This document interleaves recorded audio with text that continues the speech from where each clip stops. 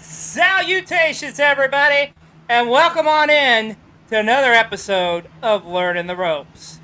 I'm XLJ, the OG, joined by my partner in crime, my brother from another mother, the nicest Wrestle Talk content creator out there, Mr. B-Row.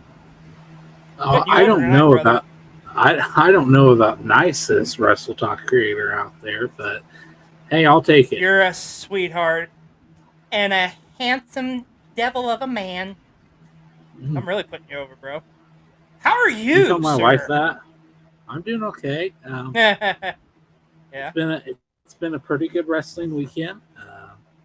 Excited for the Yeah, it week to has. come.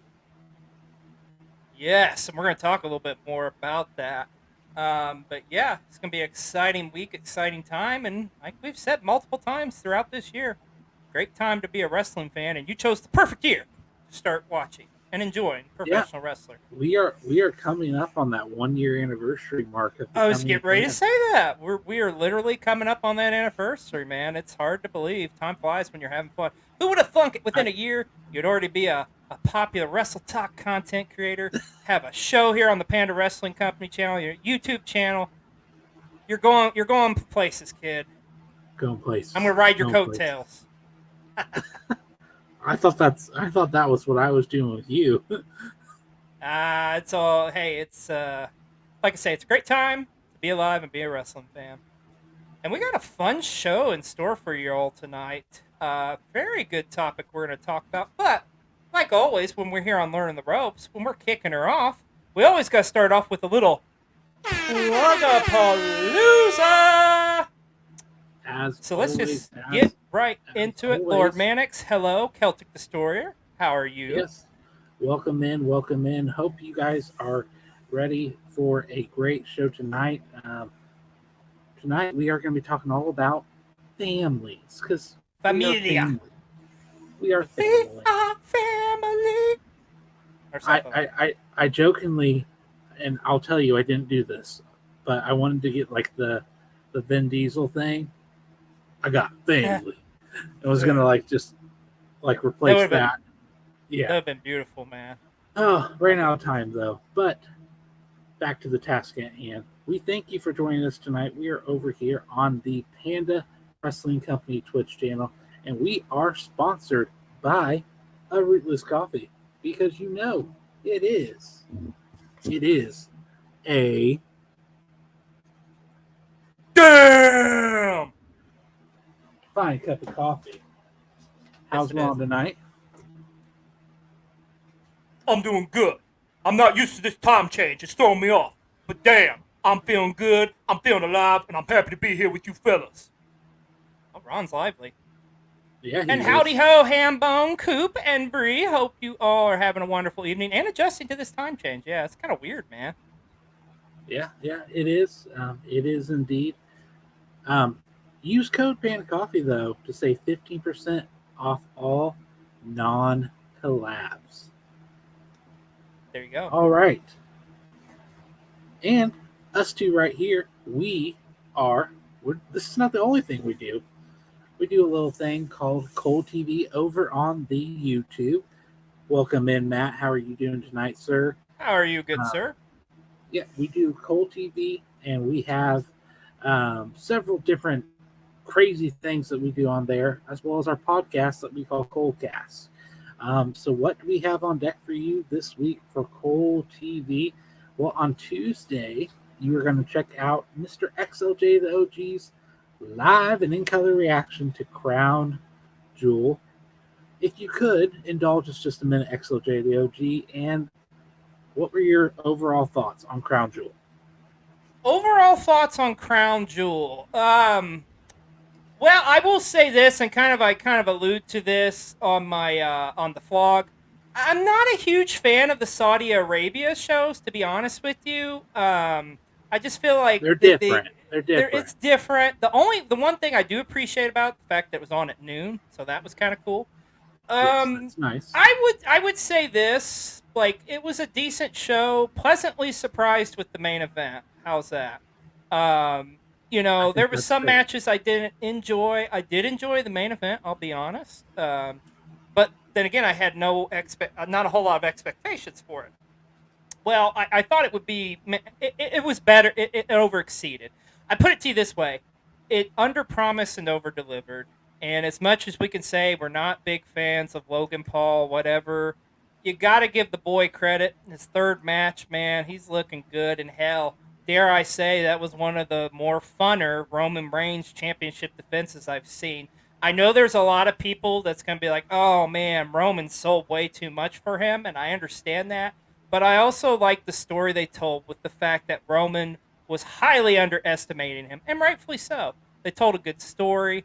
The finish was good. I like too that he finished him off with just a spear and Superman punch, and he didn't have to hit him with a million like typically in other matches, like if he's going against Lesnar or something. But yeah, I mean the outside interference was kind of meh. I did enjoy the spot with the selfie and jumping through the table, like that was crazy. Yeah. So yeah, I mean like I say, it was what it was. So, and yes, Celtic Destroyer, you got to acknowledge the tribal chief and how appropriate for tonight's show because we're talking wrestling families. So, we're going to be talking a lot about the bloodline. So, and Nightmare Wrestling, thank you for joining us tonight. Yeah. I don't have to acknowledge him, but I can respect him. Yeah. Yeah. It is what it is. So, yeah. I mean, I'm looking more forward, definitely. The non-canon event. yeah. It's just kind of there. Like, honestly, I always referred to it, and not trying to get political here, but I always called them dirty Saudi money shows. That's the way I look at it. So, but anyways, yeah. So, yeah, on that note, so, yeah, and that's true too, Matt. Like, Tor is a quadricep or the MCL or something like that. So yeah, do credit to him. Look forward to seeing him on down the road, hopefully, and not so much his brother, but yeah, we'll see what happens from there. Oh, I'm sure we will too. So, but yeah, this week on Cole TV. So, like you say, Tuesday we're going to be dropping that. Wednesday we got a brand new episode. It's been a while since we've done one of these of The Hunt, our popular show where we go to random places and just hunt for stuff we like to collect. And this episode, we're going to be checking out a place called Ollie's. Ollie's Discount Superstore. Some of you may have heard, some not. They got a lot of unique stuff in there that's dirt cheap. So that's coming to you on Wednesday. And on Thursday, you can catch a replay of this show. And that's your lineup for Cole TV this week. Well, there you go, indeed. And we do also have to plug that we do have some merch. We have some Learning the Ropes merch. We have some Cole TV merch. And I just realized I forgot to change. I'm a slacker, but hey, I love Star Wars. So the Force is strong with you. Yeah. I mean, hey, speak of a family, the Skywalker family, there you go. Yeah. They had the lineage there. See, I connected the lines. There you go. But we invite you to head on over to, if you like our content, you think we're kind of funny, and if you could maybe just stand to put up with us just a little more, head on over to Cole TV. It's linked in both our bios. We are getting so close to 100 followers, and I gotta say, got a bone to pick with the people. I've been saying that we've been at 90. This is like the third week now. We haven't gained any. So, like the Dark Order says, join us. Join us. That's right. Yes, we do have merch. So we have Cole TV merch. We have Learning the Ropes merch all over at Sweet Doll Face Creations. You can also find those links in the bio. And Lord Mannix brings up a good point. We also, this past, actually a week today, we announced that we're doing the We Are Wrestle Talk shirts. Those shirts are directly for a fundraiser. We will be donating all of those proceeds to the American Foundation for Suicide Prevention. So I am getting no money from this. XLJ the OG is getting no money from this. It's literally just the distributor is their cost, and then what is left is what is being donated. And I do believe we have already sold. Do you remember what I said on Friday? Was it 5 or 6? What? You said 6. Then we've sold 7 because there was one more after Kobe. that. There you go. So, It's a fast start, and we hope that continues on. It's an awesome shirt. You've done a heck of a job with the design as well as the promotion of it, my friend. And you got some really awesome TikToks over on Mr. B Roll's TikTok.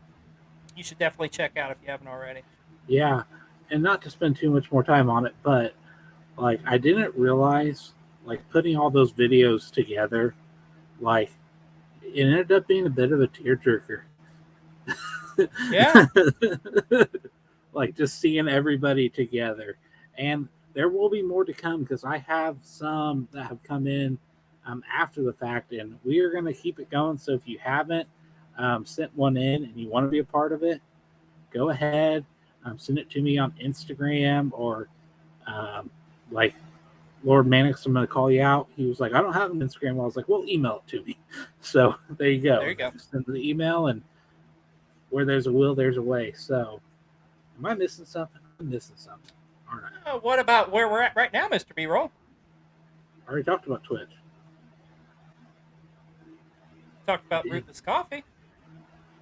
Well, I did talk about Twitch because we're over here on PWC, Panda Wrestling Company, but we do invite you to like and subscribe. And did you know if you have Amazon Prime, which you better right now because the holiday season is coming, you better get your crap ordered quickly. That's right. Use that Prime to not only get quick shipping for your holiday shopping, but also to subscribe to your favorite wrestling channel over on Twitch, Panda Wrestling Company. Because there's more to Prime. There you go. And that completes our first Plug-a-Palooza of the night. Good job, sir. All right. So we got a fun topic we are going to get into here tonight. We're going to be talking wrestling families. And there's a lot of great wrestling families all throughout the year. And I feel like it's appropriate. We got to... Oh, 9 away. Kobe. Thank you, good sir. I think it's appropriate. We do have to start with the bloodline. Because I got to tell you, my friend, in all my years of watching wrestling, the Anoa'i family, I mean, it's the biggest family as far as, like, there is so many damn wrestlers affiliated with the Samoan dynasty here. I mean, it's not even funny, man. So much so that we're going to have to break this down using a chart. So, Mr. B-Roll, if you see there at the bottom of your screen, I'd like to share with you the family tree of the Anoa'i family so we can really kind of break this down here. Okay. So, as you can see here, we have got 1, 2, 3, 4 generations. Quite a bit. But all really starts right here with the grandfather, High Chief Peter Maifia. Now, Peter Maifia wrestled in the WWWF, that's the Worldwide Wrestling Federation, and also, along with his wife, ran a company out of the Polynesian Islands, the Polynesian, I believe it was called Polynesian Championship, or no, Polynesian Pacific Championship Wrestling. That was a question over on that trivia night. I remember it. Yes. And I missed that one. I came close. You almost had it. You almost had it, sir. So if we go down here to this next generation, this is kind of where you can see where it breaks down. So really, like, to me, like, okay, High Chief, like, introduced it, but to me, the first 2 guys that really put it on the map is the Wild Samoans, Afa and Sika. So you got Afa here, as well as his tag team partner, Sika, which is, I don't know. Oh, there's Sika right here. But I mean, dude, you go back and you look at the time frame, and I know you listen to Busted Open a lot, and you hear Bully Ray say this. Like, the Wild Samoans scared the crap out of him as a kid. I mean, they was just like very menacing, big guys. They could go in the ring. But the ironic thing about this is they're like sweethearts in real life. Um, and with the Samoans too, here's the thing: what amazed me about them, and of course, yes, they were before my time, but going back and looking at the history and watching footage and whatnot, I mean, the Samoans they were big guys, but the fact that the aura around them could like put them in a realistic position where if they were going up against Andre the Giant, it was like believable the Samoans could beat Andre the Giant. If that tells you anything. So the Wild Tells you everything. Samoans, yeah, no kidding, right? So as we look on here too, we go over to a name you're probably going to recognize. Rocky Johnson, Soul Man Rocky Johnson. Now he married into the family as he married oh my gosh, Ava, was it Ava or Ada? Yeah, Ada, who was pretty much, as you all know, this man's father and mother, Dwayne the Rock Johnson. I think you know him, right, Mr. B-roll? Never heard of him. Never heard of him? Looks like Okay. Looks like Black Adam to me. Looks like Black Adam to you. Man, I gotta see that still. I'm slacking, dude. I've been like off watching horror movies for Halloween and stuff. But I haven't now, seen it either. So yeah, definitely need to get into that. So yeah, pretty much Rocky Johnson marries into the family. They have a son, and we're going to talk a lot more about The Rock here. Now, if we get down to the third generation here, and then you've got some that came from obviously Alpha and Sika, which you're going to be pretty familiar with. But from there, really, the next guys you really noticed on TV, you had, got to start here too with Fatu, aka Rikishi. Of course, like when Rikishi come around, he was partners with Samu, or the Tonga Kid, who was his, I believe, his cousin here. And at the same time, too, or no, they may have been brothers. See, I'd have to click on that. But we're not going to go into that whole thing, but you can see here on the family lineage. So Fatu and Samu were a tag team, the Samoan SWAT team in the 80s, and then into the 90s when they got to the World Wrestling Federation, they were the Head Shrinkers, which I gotta admit is one of my favorite tag teams back in the day, dude. And Rikishi has had an incredible career over the years. Not only as like in that tag team with the Head Shrinkers, but also later on in singles, and of course his run as Rikishi.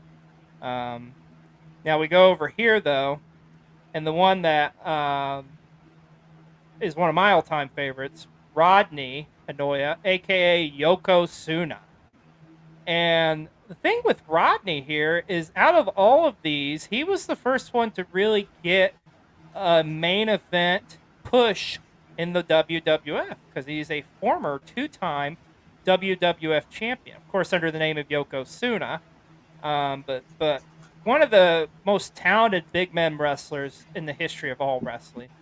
Guy was agile as hell, like just an unbelievable talent. Also, along with them, now he came later on though, is Matthew, aka Rosie. And Rosie was part of a tag team over here with his cousin Jamal, aka Umaga, or Umaga. I can't do that impression at all. Yeah, so pretty much Umaga, another great wrestler too. Now these guys, now when they really came into the WWE, this was in the 2000s era. So they came in as like a 3-minute warning, and then that was kind of short lived. And then of course, Jamal become Umaga, the Samoan Bulldozer. Incredible run there. It's unfortunate he's no longer with us because I would have loved to have seen him go again. And then of course you have Rosie. Now Rosie, he didn't have as good of his run, honestly. But I mean, he did end up like becoming a tag team champion with the Hurricane, part of the team SHIT, Superhero in Training. Get your mind out of the gutter, Mr. B-Roll. Oh, Mr. B-Roll. Oh, there you are. So I'm here. I tried saying it, Hambone, and I'm just like, yeah. Yeah, and I agree, Mannix. Like, the 3 Minute Warning was freaking like such a good tag team, and I would love to see them more. Um, but yeah, you're absolutely right there. Now, interestingly enough, let's go back to this guy here because I'm trying to stay within the time frames when they made the appearances. So The Rock comes in, and The Rock's being billed as like the third generation talent, which he was. But it's funny because when he first came in, it was like they gave him he was Rocky Maifia, just this white meat baby face, just awful like attire and so on, just terrible. I'm sure you've seen it, and if you watch the Young Rock show, you definitely see a lot of that going on right now with their current storyline. But pretty much what I love happened that show. is, yeah, it's a good show. It's a good show. But pretty much what happened with him is like just the crowd just turned on him because I mean it was in the Attitude Era essentially, so they don't want the typical white meat baby face, like screw this. So he had to adjust, joined the Nation of Domination, thus became The Rock, and well, the rest, as they say, is history. But definitely, um, probably the most successful in this whole family. But I know there's some who would say, this guy over here, I think you know who he is. Our tribal chief, Roman Reigns, Joe Anoa'i. So he's actually brothers with Rosie, who I mentioned earlier. And of course, their father being Sika from the Wild Samoans. And of course, Roman came in around like the later part of the 2000s. He was a former football player, as you probably know, and Mhm. and it did his stuff in NXT. Actually, I think FCW first, then NXT. Part of the Shield, and then of course we all know the rest of his story and where he's at now, and just the dominant run he is on. Now we got to go down here though, because we got even more, plenty more. Because as you all know, right by his side, his right hand man, the Usos, who are the sons of Rikishi. So you got Jimmy and Jay, or Jonathan and Joshua. Arguably one of the best tag teams on the planet right now. Maybe one of the greatest tag teams of all time. Killing it. And like they alluded to at Crown Jewel, they are literally, I think, a week away or something like that from breaking the New Day's record of being the longest reigning World Tag Team titles. So there you go. So, yeah, agreed, Lord Mannix. Yeah, if you think the World Tag titles are on the same level as the singles, the accolades of this family is unmatched. I couldn't agree with more. Yeah, and that's okay. So he was a tag champion with Tyler Breeze down there as Mike Dalton. Okay, I did not know that. I'll be darned. Yeah, and they really do. And we're going to talk about the Hearts and the Von Erichs here momentarily too. But I mean, it's just like it's hard to beat this family. I mean, look at it. Let's look at it this way: WrestleMania main eventers. You've got Yokozuna, you got The Rock, you've got Roman Reigns. I mean, there you go, right there. I mean, shoot. So Yeah, as we I continue, mean, as we continue on here, we've got other wrestlers. Jacob Fatu, who an incredible talent from yeah. MLW. He's the son of Samu, or the Tongan Kid. We also got, I believe Alpha was the one, Alpha Anoa'i Jr. or Manu. Yeah, that was it. He had a brief run in the WWE, but he was there for about a cup of coffee. And of course, we go over here, somebody else Solo Sequoia, and he is, of course, brothers with the Usos. So, and now we've got Ava Raine, the son or the daughter of The Rock. So there you Mhm. go. I mean, the family. There's more members, and there's some that wrestle, but those are definitely probably Yeah, Most and then famous. and then you like pull into like who married in because technically Naomi's That's tr- married to n- one of the that's Usos. That's true. Also, we forgot to mention Haku, a cousin of the Anoya family, as well as Superfly Jimmy Snuka. And then with Jimmy Snuka, you had his daughter Tamina, who is currently wrestling. And then also another cousin of The Rock's was Nia Jax. So yeah, this family, it just goes on and on and on with a who's who of who's competed in the business. I mean, it's just nuts. Like I was I telling feel you, like we're on ancestry.com. Like that's what I feel like. yeah. I mean, it's just that they're just they're untouchable. Yeah. So yeah, this family just goes on and on and on. But that being said, I would like to talk about one of my favorite families in the history of wrestling. I gotta go into the Hart family. I love the Harts, man. You know, Brett's my guy. Brett's my guy, Yes, right? I do.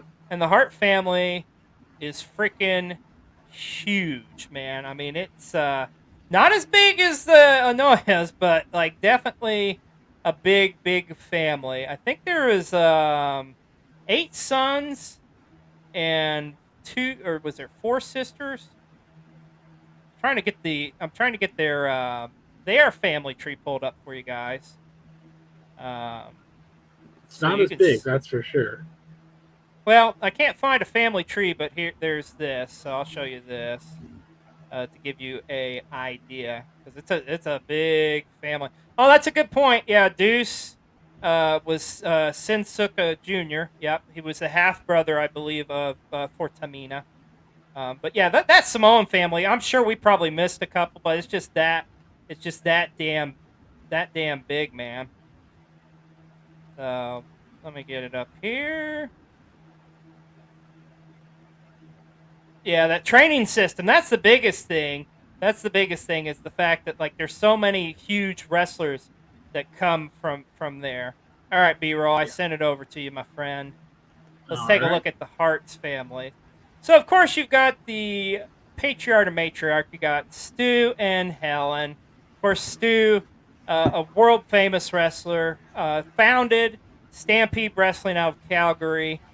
And you can see here, look at all the kids they had. It's nuts. You've got, and pretty much all of them was involved in wrestling one way or another. You got Smith Hart, who was a wrestler in Stampede. Bruce, who a lot of people, if you watch the WWF in the '90s, you'll remember Bruce because he was on TV a lot during the Jerry Lawler feud, as well as was a member of the Hart family in the 1993 Survivor Series match, and involved in the Owen Hart feud as well. Actually, here's a little interesting fact for you. Originally, they wanted to do like the a Hart feud, um, and originally they came to Brett and wanted to have him go against Bruce, believe it or not. But Brett said, "No, I want to go against Owen." So yeah, there's your random wrestling bullshit fact of the day, my friend. But yeah, originally they were talking about doing it with Bruce, but thank God they did it with Owen because I mean, I can't see it being with anybody else. So then you had Keith Yeah, Hart, that's it. the fireman, as well as a professional wrestler. He was also a part of the Survivor Series team in '93 when they were going up against Shawn Michaels and his Knights.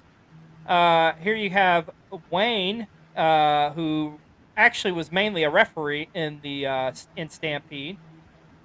Now here you have Dean Harry Anthony, who actually now him he died. Yeah, he died young in or he died in 1990. I just remember with him like Bret Hart. If you ever watched Survivor Series 1990, he he made a tribute to his brother in that matchup. He dedicated that matchup to his brother, and he was one of the final survivors of his team, wrestling Ted DiBiase in like the last 5 minutes or something. But it was really cool that they did that back in the day. Now Ellie, now you may not know her right off the bat, but she actually married Jim the Anvil Neidhart. So Ellie is Jim Neidhart's wife, and of Hmm. course, as you know, they had a daughter. Natalia, who obviously is still going strong and one of the best women's wrestler in the WWE roster. And yeah, Mannix is right. Names like Lance Storm, Chris Jericho, Brian Pillman, Booker T, um, Chris Benoit, even though I know that's a name we, we don't say a whole lot, but a huge, huge list of wrestlers. And not only that he trained, but also guys that come through there and hone their craft. I mean, even guys like Abdul the Butcher, Bad News Brown, Jake the Snake Roberts, just to name a few. But yeah, the heart, the everything that the Hearts contributed to wrestling is just crazy, man.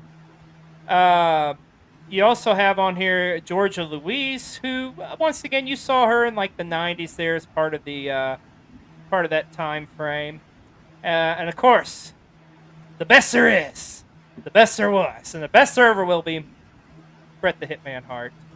Yeah, And I mean, it's very clear that Irish Neep is not still in the chat because he is not a Bret Hart fan.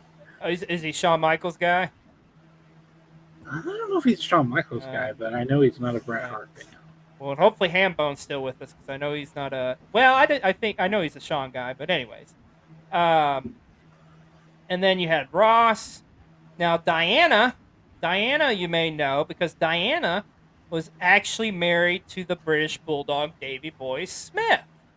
And of course, we all know the British Bulldog came through there in Stampede Wrestling with great tag team with the Dynamite Kid. Of course, would go on to have a great singles run as well. And of course, they would have a child who would get into um, professional wrestling as well. You had Harry Smith, who's wrestled in the WWE as well as in New Japan Pro Wrestling, just to name a few. And of course, the baby, the Rocket, Owen Hart. So a lot of kids, man, a lot of kids. And yeah, you did have some of the grandkids get into there too. We mentioned Natalia. Of course, Natalia wrestled, or I'm sorry, not wrestled. She married, well, she wrestled too, but married Tyson Kidd. Oh, you got a question, Mr. B-Roll? I have semi kind of breaking news. Oh, okay. Is this wrestling related? Yeah. Is this good or bad? I feel like this is good news, possibly. Okay. Nick Aldis announces he's leaving NWA. Really? Okay. Yeah. So is this a work or is this I don't know. Literally 6 minutes ago, Wrestling Inc. reported it.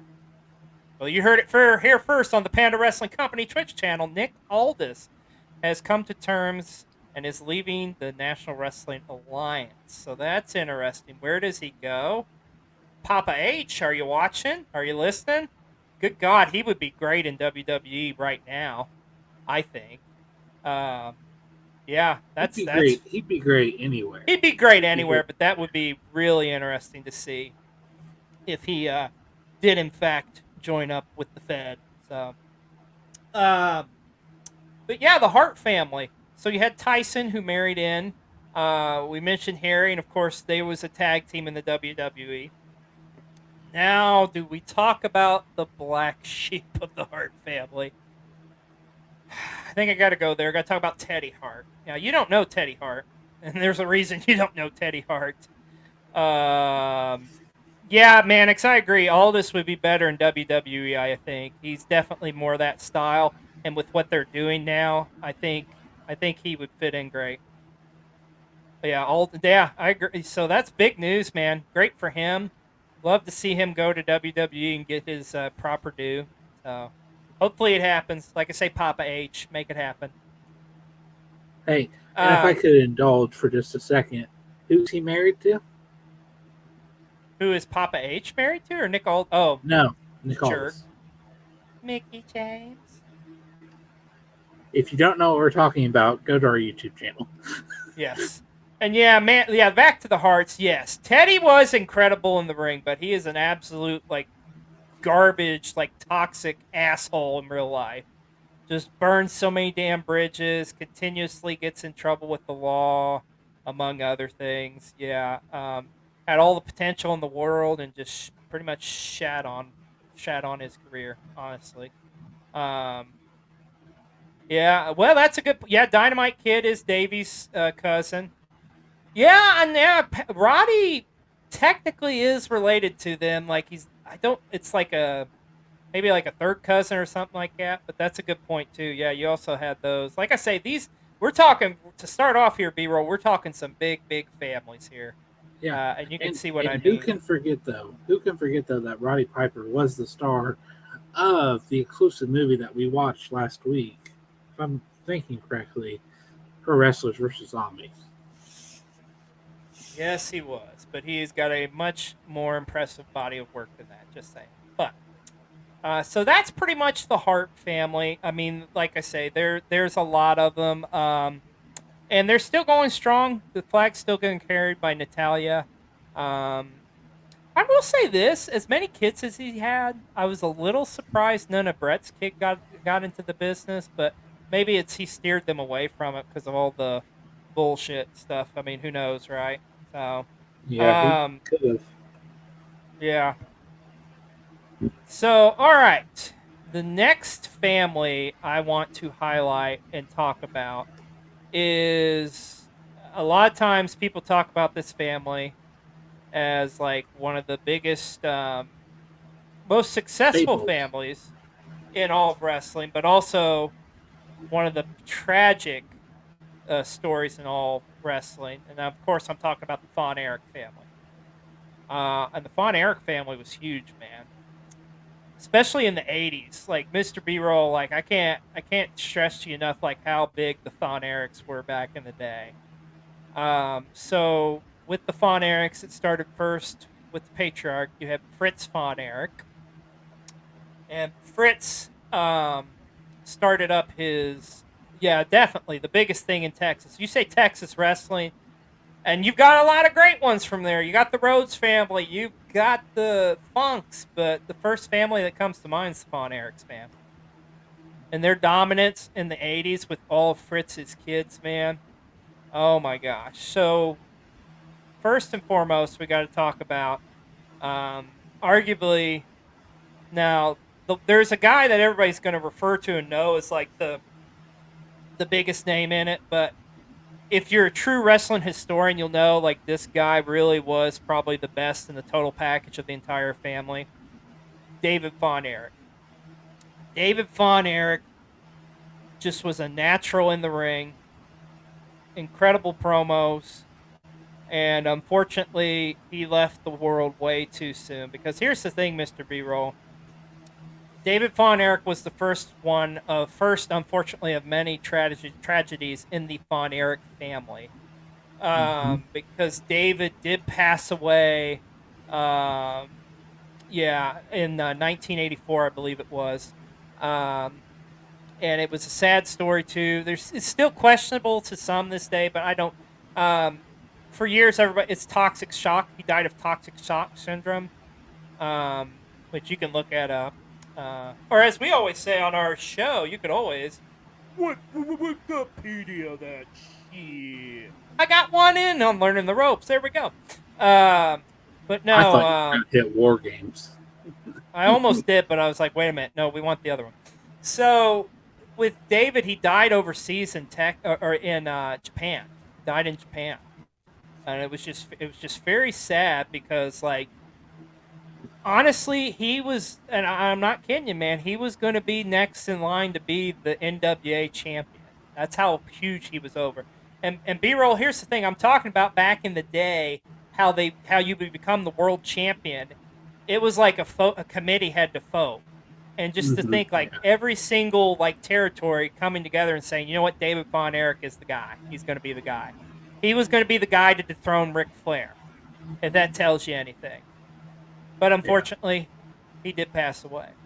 Now, right after him, you have Kevin Von Erich, who is another tremendous wrestler, um, phenomenal physique. Promo promos was really good, and I mean, just he looked like $1,000,000, man. He looked like an Adonis, dude. Matter of fact, like he unfortunately is the sole survivor of this Von Erich family. Because believe it or not, all of his other brothers have passed away, which is sad. But Kevin was a great professional wrestler. Now, the one that people are always going to talk about and probably know the most is Kerry Von Erich, or the Texas Tornado, that is. And Texas Tornado, or Kerry Von Erich, had a great run. Did end up becoming the world champion, which we're going to talk about that here a little in just a couple minutes. But Kerry Von Erich definitely was like, yeah, and I want to talk about Kevin's boys here in a minute too. But Kerry Von Erich, dude, like he was. I enjoyed watching Kerry. I was a big fan of his, especially I liked watching him in the WWF when he became the Texas Tornado. And he was only one of the boys to go and work for Vince McMahon was Kerry. Here's an interesting story for you about Kerry. Kerry actually was involved in a really bad motorcycle accident in the late 80s. So much so it severely damaged his leg. And he was rehabbing, trying to get back into wrestling. But he came back, he rehabbed too soon. They actually had to amputate his foot, believe it or not. So he actually wrestled with a prosthetic the rest of his career. And we're talking several years he wrestled. And nobody ever noticed. Like not even the boys knew. How crazy is that? But yeah, Kerry Von Erich is Brett to David is to Owen. Yeah, that's a fair assessment. I mean, they're both great, but yeah, I could agree with that. Now, unfortunately, Kerry would get into some serious problems as far as like with drugs and stuff. And in 1993, he did take his own life, which is really sad. But as sad as that is, it goes from bad to worse, man. You also had, um, I believe after him, it was, I want to say Chris. You still there? Hello? Yeah, I'm still here. Oh, wow, that's weird. Hello? Like the sound just changed. Yeah, we're good, brother. As long as you can hear me. So I believe after that, yeah, it was just weird in my audio. It just like changed drastically. Anyway, so I believe Chris Von Erich was the next in line. Or no, Chris was the youngest. I take that back. It was Mike. It was Mike Von Erich. And pretty much Mike ended up being a wrestler. Not as successful as his brothers, and he did have some health issues that really hindered his career. And so much so that I believe Mike got injured on like a tour in Israel. Um, and he also ended up getting toxic shock syndrome. I mean, how crazy is that? Yeah. Of course, unfortunately, he did take his own life overdosing on some tranquilizers. Now, maybe the saddest out of all this was Chris Von Erich, the youngest. And Chris Von Erich desperately wanted to be like his brothers and wrestle like his brothers, but he just did not have the build or the stature. He tried to wrestle, but it just didn't work. And in 1991, in the age of 21, he actually shot himself and killed himself. And then Fritz passed away in I believe it was 97 or 98. And like I say, yeah, Kevin is the sole survivor. But um, I think, was it Mannix? I thought said talking about the Kevin's sons, which those guys are killing it. Talking about Ross and Marshall, who are working in MLW. And I can't wait to see them like on nothing against MLW, but I cannot wait to see those guys in like AEW, WWE, just a promotion that even Impact. I think they'd be great in there. Mm-hmm. Extremely talented guys. How old are they? They're in their mid-20s, I would say. I mean, they've been wrestling for a little while. They may be close to 30. I don't know, but they are still got a lot of career ahead of them.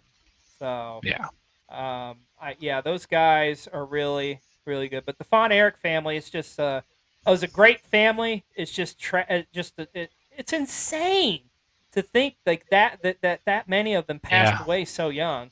Of course, 3 of them was due to suicide. So yeah, and I can't imagine being Kevin throughout the years and losing your brothers and stuff. But they made a tremendous impact in the history of professional wrestling. So much yeah. so, I want to actually, I was talking about earlier, we're going to do a little match watch along here, okay? Okay. And we're not going to watch the entire match, but we are going to watch. So, right after David passed away, they had the Parade of Champions in honor of him at the Texas Stadium. Now, this is back in 1984, and in the main event, it was Ric Flair defending the World Heavyweight Championship against Kerry Von Erich. So here we go. Let's check it out. I feel like maybe I remember a little something about this. Yeah. And here is Kerry coming out to a song that they wrote for David Von Erich.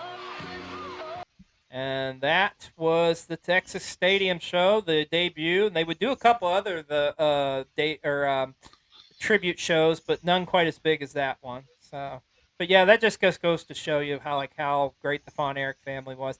And I got to say this, I am really, really excited and intrigued at the fact that they are going to be. They're currently filming the Iron Claw, which is the film that's going to be about the Von Erichs. Yes. And man, have you seen Zac Efron? Like, he looks like, I think he's playing Kerry, I want to say. He's either playing Kerry or Kevin, but man, he's like ripped and looks just like him. Actually, I think he's playing Kevin, now that I think about it. So. Yeah. But it's crazy. Yeah. It should be, I think it will be a good movie. Unfortunately, we'll, I don't know how much they'll get into like the tragedy and that'd be everything, a big bulk of it. But it's just the Von Erich story is a very interesting one. But regardless of the end result, you still cannot dispute or talk about their dominance. Yeah, I agree. He's a little thick, but he does look just like him, man. It's crazy. It's so crazy. So I can't wait to see that movie. I'm very excited. All right, let's move on to another big wrestling family here I want to talk about. Let's talk about the Armstrong family. Of course, their patriarch, Bullet Bob Armstrong, one of the toughest wrestlers in all of professional wrestling. And he had 4 boys that all went into the business. And there's going to be one of them who, Mr. B-Roll, you've actually met before. First, I want to talk about, in my opinion, one of the greater workers, not only in the 80s, but in all of wrestling. Guy doesn't get nearly enough credit. Brad Armstrong. Brad Armstrong was a phenomenal wrestler, had one of the better drop kicks. Bullet Bob and his 800 kids. Yeah. But man, seriously, freaking Brad Armstrong was so talented. Did not get enough due credit, in my opinion. You also had Steve Armstrong. Now, Steve didn't have like a huge career, really. About his biggest claim to fame, I would say, is when he was teaming with Tracy Smothers as part of the Young Pistols in WCW.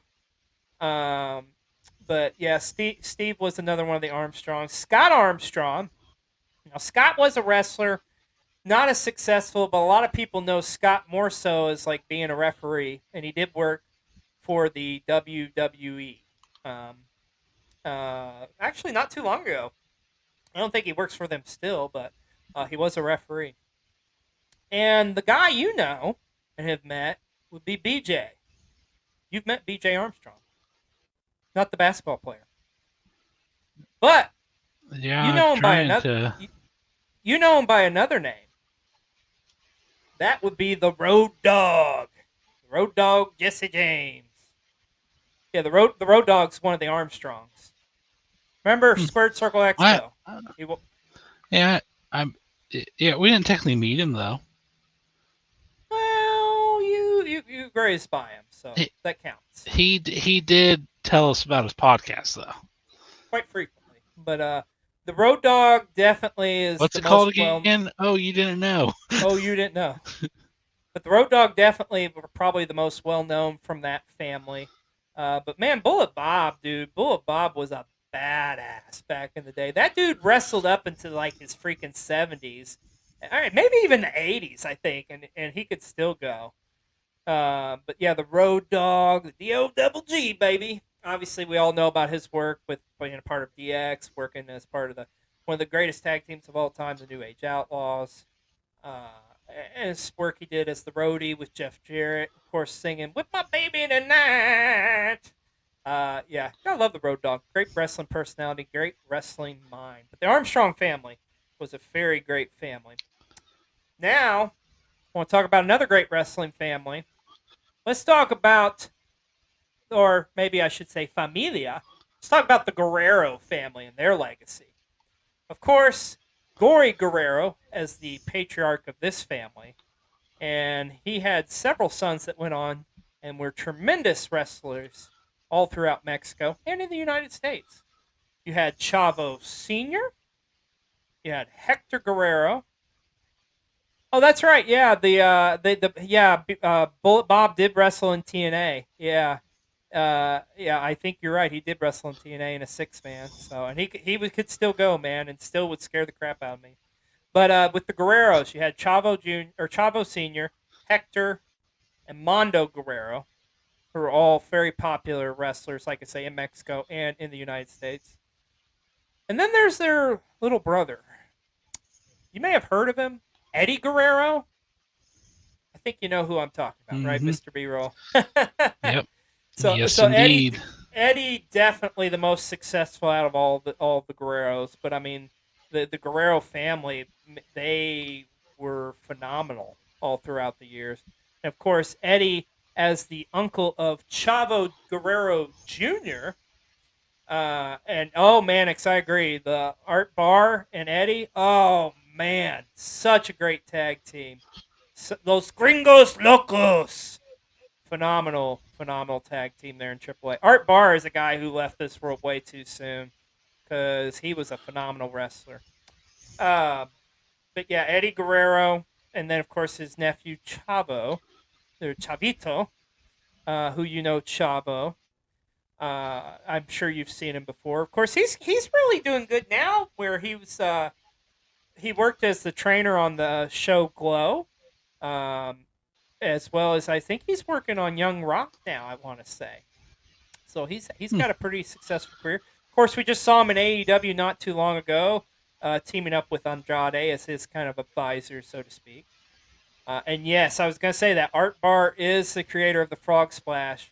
And if you ever, it's one of the best frog splashes out there. I mean, he literally looks like a damn frog.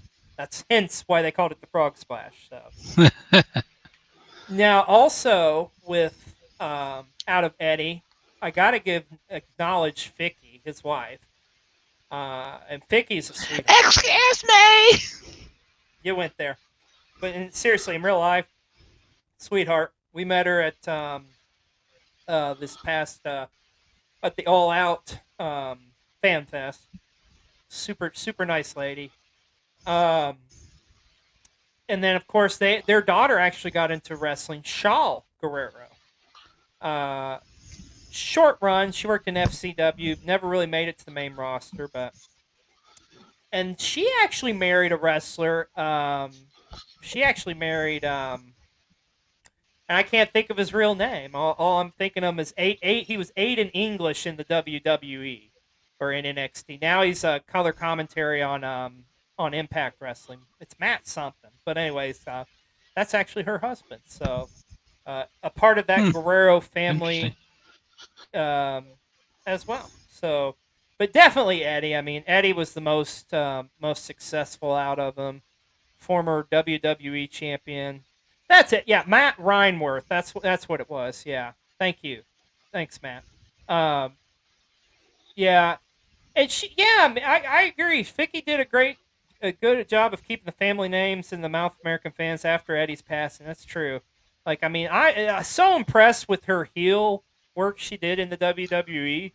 Like, as the general manager, the stuff she did with Edge, stuff she did with Dolph Ziggler. And, I mean, even what she's doing now with Nia, I would love to, or with Nyla, I'd love to see her kind of more featured more prominently on TV, but still she's killing it. Like I say, she's just a sweetheart of a person too. Um, but yeah, Eddie I Guerrero, think you're like missing one off this list. off the Guerreros. Yeah, Who am I missing? Eddie's son. You went there, didn't you? Uh-huh. No, we're not going to talk about Dominic Mysterio, the Eddie Guerrero of his generation. I see what you did there. Yeah, that's true, man. Chavo was a huge part of Lucha Underground as well. He had a lot involved with that promotion. And super talented guy, great mind for the business. Yeah, I gotta love you some Chavito. Had some great storylines throughout the year. And no, we're not talking Kerwin White, and we'll leave it at that. Another family we got to talk about here. We got to talk about the Colones out of Caribbean, of course, led by the patriarch Carlos Colon, who's a big promoter there in the Caribbean. But his boys turned out to have pretty successful careers in the WWE. And the biggest name out of his sons, I would say, well, he tends to like to spit in the face of people who don't want to be cool, and that's Carlito. Which I really want to see Carlito brought back to the WWE or back like on some mainstream promotion. I'd even take him in AEW. I think he'd be good in Impact, actually. I'd like to see Carlito. Have you ever seen any of Carlito's stuff, B-roll? Other than him eating fruit, no. Well, that's a shame because he is a very talented wrestler. He's got super jack too, man. So, but along with Carlito, you also have Primo and Epico, who were long-running tag team champions in the WWE as well. So, you gotta acknowledge the Colones and their contributions. Here's another one I want to talk about, and you've got three generations here. Let's talk about the Hennings. Of course, first we're talking about Larry the Axe Henning, a big mountain of a man, and his son went on to, dare I say, a perfect career. That's right, we're talking Mr. Perfect Curt Hennig, former AWA World Champion, former Intercontinental Champion, and arguably one of the greatest Intercontinental Champions of all times. Such a phenomenal wrestler. He constantly gets praised and has been praised throughout the years because, hey, he's perfect in every sense of the way. Definitely, as great as Larry the Axe was, I think Kurt was the best one out of the family here. And his son did go on to wrestle. We're talking Curtis Axel, who did win the Intercontinental Championship, but I just think for him, just the shoes were way too big to fill of his grandfather and especially his father. So, and that's hard too when you're getting into business and you have like a father who's like one of the greats of all time. I do think Curtis still had a great run, but just nothing's going to compare to his dad. So, yeah, and it's always that's a going to good be point compared too. to it. And that's a good point too. If he was given like put into different situations, I do think Joe, his real name, Joe Henning, could have done a lot more. And I mean, who knows? Maybe he moves on and does some stuff as far as like in management or does something to the effect of working as an agent or something. He's still got a great wrestling mind and from a great wrestling family, nonetheless. Here's another wrestling family I want to talk about. Let's talk about the DiBiase family. And the patriarch, believe it or not, of this family was Iron Mike DiBiase, who was a popular wrestler back in the 50s and 60s. Also, his wife, Helen, was a professional wrestler too. But you're probably going to be most familiar with his son because, as he always said, everybody's got a price for the $1 Million Man. I just love showing off my action figures. Sorry. But yeah, the $1 Million Man. That's the whole point of this show. To show off my action figures. I need more, brother. No, the $1 Million Man was obviously the most successful out of the DiBiases. One of the greatest heels of all time. I mean, dude, Just one of the greatest characters of all time in the $1 Million Man. Smooth as can be in the ring. A lot of people don't realize that his mom and dad were both wrestlers. And yeah, Mannix, he got so much heat. Like it was just he was a natural. Just one of the greatest villains in the history of wrestling is Ted DiBiase, in my opinion. And he did have a son that wrestled too, Ted DiBiase Jr., who had a decent run in the WWE. Was a part of the legacy along with some other guys we're going to be talking about here momentarily, who were also were second and third generation wrestlers. But Ted DiBiase Jr. I think he just kind of got to the point where he's just like, okay, I'm over this. I just don't really want to wrestle anymore, and that's pretty much what happened. His dad had awful big shoes to fill once again. And sometimes some sons can do it, and sometimes they can overexceed, sometimes they don't. And that's kind of segues into the next family I want to talk about. Let's talk about the Ortons. Of course, we got to start off with Bob Got to talk Sr. about them. Yeah, you got to talk about them. Let's talk about Bob Sr., who was a very successful wrestler back in the 50s and 60s as well, like Mike DiBiase. Now, his son, on the other hand, turned out to be one hell of a worker, and I think one of the most underrated workers in all of wrestling of all time, Cowboy Bob Orton, the right-hand man of Rowdy Roddy Piper. I mean, Piper just overshadowed him because Piper was larger than life, but dude, Bob Orton could freaking go.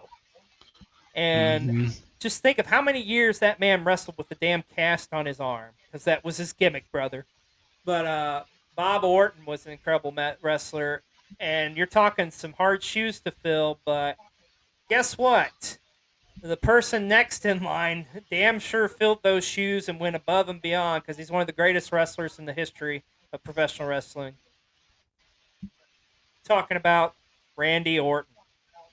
Oh, that's a good point, Matt. Yeah, Brett DiBiase, he did wrestle in FCW. Yes, and yeah. But back to the DiBiase's, Matt's right. Yeah, Brett DiBiase, he did wrestle in FCW. But he did not get to the main roster. I think he had a little, was maybe there a couple years or something. But yeah, back to Randy Orton, man. Talk about like the lineage in the Orton family, and just to go to where you just like take the family and just all the more. I mean, there's not a whole lot of sons who followed in their father's footsteps and just went just over the top. But surpassed definitely, them. Yeah. The chronic arm issue. That's right, with Cowboy Bob. But I mean, Randy Orton. And the crazy thing is like everybody's always talked about like how he's just not reached his true potential. It's like, when's that gonna happen? I mean, he's just a natural. Like, just took to wrestling naturally. Like even in his 20s and stuff, man. When he was kind of like, when his attitude was obviously different. But looking at him now, I cannot wait for him to get back from injury and to see where Randy Orton goes from next. And a lot of people question: is he going to be the guy that breaks Ric Flair's record? I think he will. I do think he'll get more than 16 title reigns. I think right now he's sitting at 14. So, the Legend Killer, the Viper, the man who's got voices in his head, Randy Orton, one of the all-time greats. Now, this family I want to talk about next is an interesting one because you've got different names. So, I'm talking about the Mulligan Wyndham Rotunda family. And this starts off with Blackjack Mulligan. It's part of one of the greatest tag teams of all time with Blackjack Lanza, the Blackjacks, back in the 60s and 70s. Now, he had a son, and another scenario kind of like Randy Orton where his son had awful big shoes to fill, but he went above and beyond and made a name for himself, and that's what I'm talking about. One of the greatest workers in all professional wrestling. Randy Orton. I'm sorry, I'm reading the comments. Barry Windham. Yeah, I was reading Mannix's comic. I don't think Randy will beat 21 world titles. So yeah, technically Flair does have like more than 16, but on record, I go with 16. But yeah, but no, seriously, Barry Windham, one of the greatest workers of all time. Former world heavyweight champion. Had successful runs in the WWF as well as a former tag team champion. And his tag team partner one of the most underrated wrestlers, in my opinion, as well, Mike Rotunda. And Mike Rotunda would go on to have a very successful career. Great tag team wrestler. Would work in World Championship or the NWA and WCW as part of the Varsity. Um, oh my God, the Varsity Club. Jeez, I drew a blank there. I'm still thinking Randy Orton. um, yeah, but you also so Mike Rotunda go on there as part of the Varsity Club, and then in the WWF he'd come back in the '90s with arguably his greatest character, uh, and that being IRS Irwin R. Shyster, the tax man, and he had a great run there. I mean, he was like I always hated him as a kid. Always would love when people would start chanting Irwin, Irwin, and he'd get pissed off. Great worker. But he had some kids. He had Bo Dallas, who is a former NXT champion. Had a decent run on the main roster, but let's talk about his other son. Holy shit. And we've talked hold about on. some Bo Dallas is also known as Uncle Howdy, but it's okay. That's true.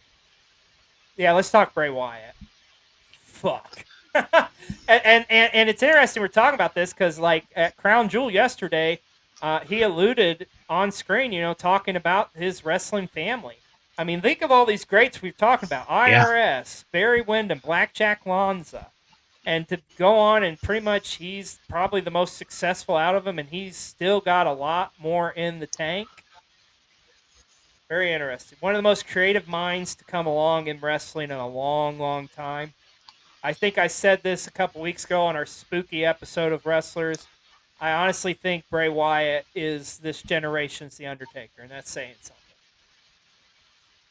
So, but the Wyndham, Rotunda, Lanza family, very interesting. Another family I want to talk about. Let's talk about the Fashans real quickly here.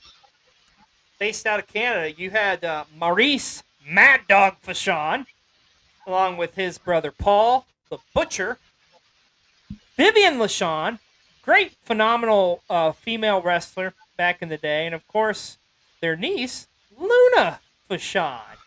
And the Fashan family was always just known for being just like over the top, just crazy, just like just nuts, man. Just out there characters.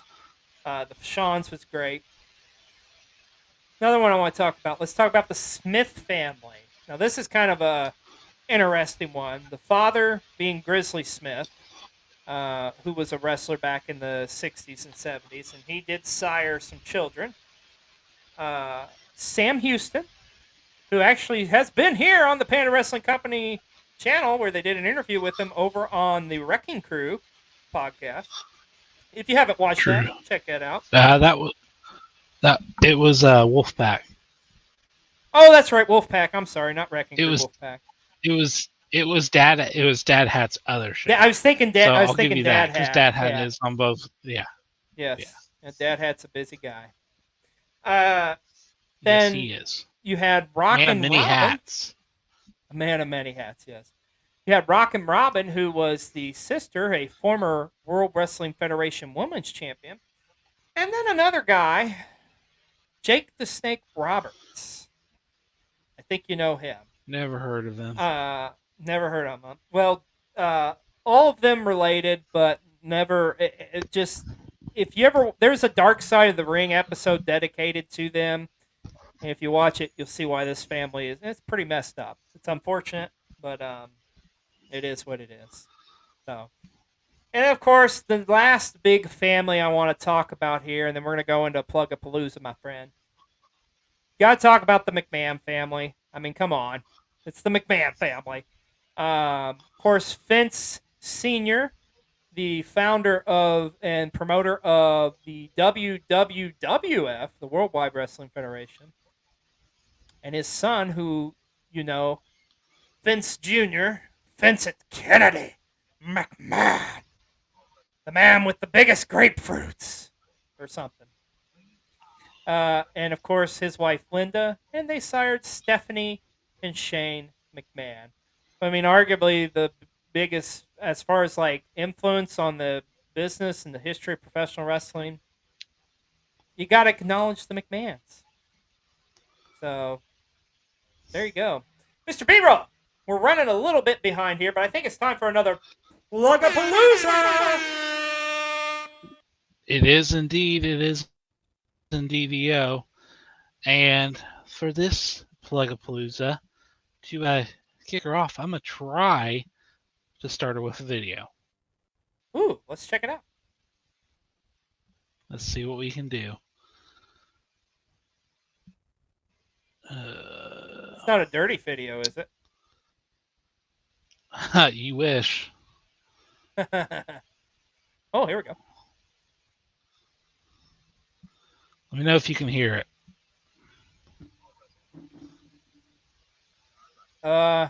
Cannot. It's very low. If you could turn the volume up, it'd be great. Let's try this again. One more time. Some beautiful looking people there.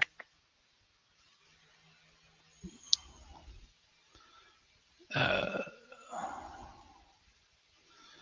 me stop sharing. This is great live. We're live, pal. We're live, pal.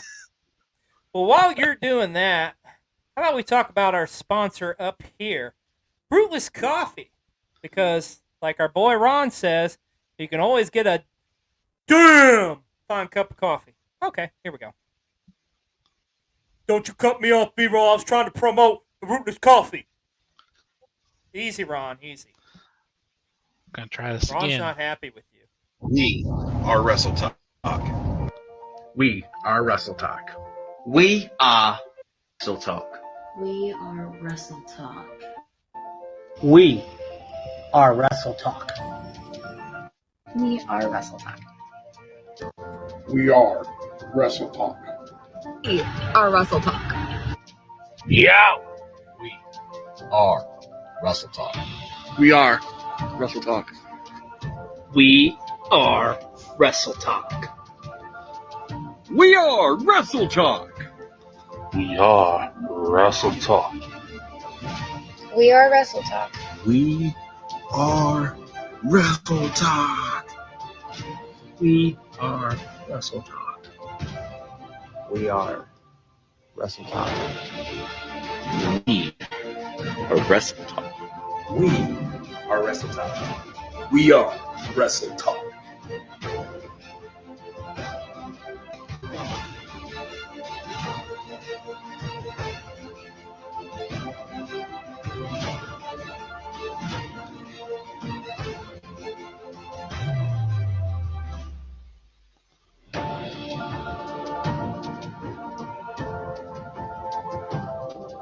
Nice. Look at those shirts. They're beautiful. And Mannix is right. Yes, we worship men in their underwear. Men and women in their underwear. Good sir. But yeah. I love that video you put together, man. It was awesome. Unfortunately, it's kind of lagging behind there, but it's all good. You get the idea. You get the gist of it. And like I say, follow Mr. B-Roll because if you're not, what the heck are you doing? But yeah, we are Wrestle Talk. The shirts are available now over on Sweet Dollface Creations. Yes, indeed they are. Like I had said earlier, we've already sold 7 shirts, but we're going to keep this gravy train rolling. Hey, it's a cool shirt for one, and it gets the Wrestle Talk name out there as well. I got my fingers crossed that it's going to be here before next Friday. And why do I want it here before next Friday, you may ask? Yeah, we haven't talked about that. Yeah, go for it. Let's talk about it. Okay. This Friday, November 11th, me and XLJ the OG will be going to Indianapolis, Indiana at the Grange Bridge Fieldhouse. To me, we're going to SmackDown, y'all. We're going to SmackDown this coming live. That's right. First WWE show for Mr. B-Roll, and the first WWE show for me in probably about 15 years, maybe. I think the last time I went to see a WWE show was Great American Bash 2006. If that shows you anything, so yeah. Yeah. It's been a while. So So it should be a lot. It should be a lot of fun. Hopefully, we see some Bray Wyatt. Hopefully, we acknowledge him. I'm acknowledging him. I need to see my tribal chiefs. What I'm saying.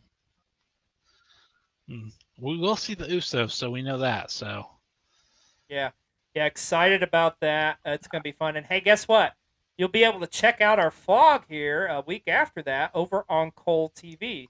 But that being said, let's talk about Cole TV and what we got scheduled all this week. Now, on Tuesday, you'll see a special reaction vlog from Crown Jewel, where I got to check out Crown Jewel and kind of give my thoughts and opinions, reactions, etc. That's on Tuesday. On Wednesday, you're going to see a brand new episode of a very popular show we do on Cole TV called The Hunt. Now, The Hunt is where Mr. B-Roll and myself, we go and we check out unique places and try to find and pick up stuff that we collect. In this edition, we check out a store called Ollie's Discount Store, which some of you may have heard. It's a very popular chain here in the Midwest as well as down south, too. So that will be up on Wednesday, and on Thursday, you can catch a replay of this show. So there you go. That's Cole TV for the week.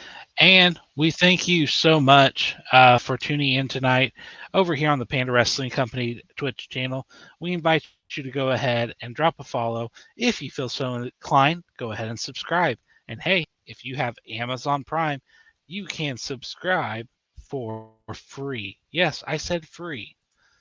All you have to do is literally, you can just Google it, or we put the link in the comments right there. And it is as simple. If I can do it, you can do it. It's a free subscription, so there you go. I mean, what more could you ask for? What more could you ask for? And I will also say this. I appreciate the crap out of everyone in the chat right now. The chat has been so active tonight, and it definitely helps us. It keeps the show going, and we love to be able to have the interaction and to get everyone's opinion and everything. And speaking of other opinions and creators, and we do need to plug our Wrestle Talk creators of the week. And yes, I said creators, plural, because I'm really this excited. Is a tag team duo, I believe. Yes, I'm really excited to plug these guys because I've known one of them for years. And these guys are doing some awesome things right now, and awesome things that I don't think Wrestle Talk really knows about. I think they're really kind of starting to step up their game as far as TikTok, but their YouTube channel is phenomenal.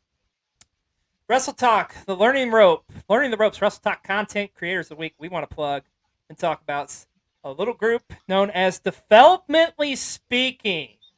Like I say, I've known I've known one of these guys for years now. Okay, so they have got an awesome YouTube channel. Matter of fact, Mr. B-Roll, there we go. I want to pull them up here. Check this out. So these guys, so their program mainly, you can see they got 3 different shows here. Developmentally Speaking is their bigger show, I'd say. It's a great concept, too, because in the area where we're at, we are right near OVW, or Ohio Valley Wrestling. So if you look on the on here, they have got some interviews. Let me pull it up here with some great OVW talent that they've talked. Hey, we mentioned Deuce and Domino earlier. There you see Deuce. There's an interview with Kazarni, Rory McAllister.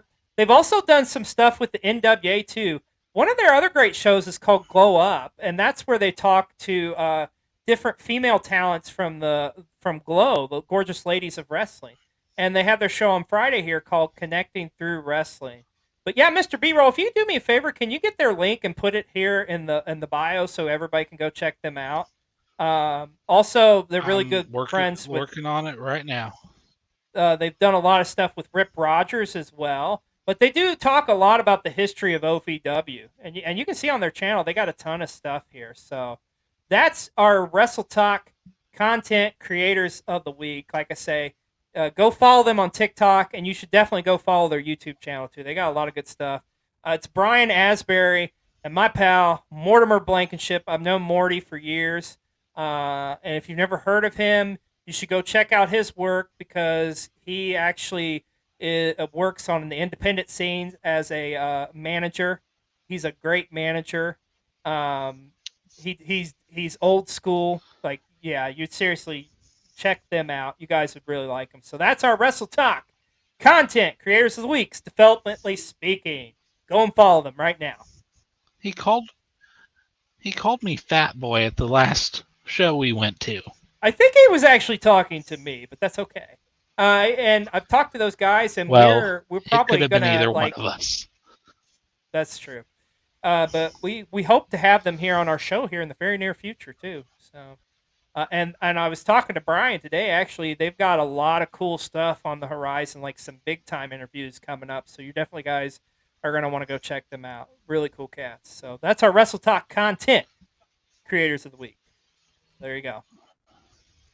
All right, so let's get back into our discussion on families. And now we've talked about the big ones.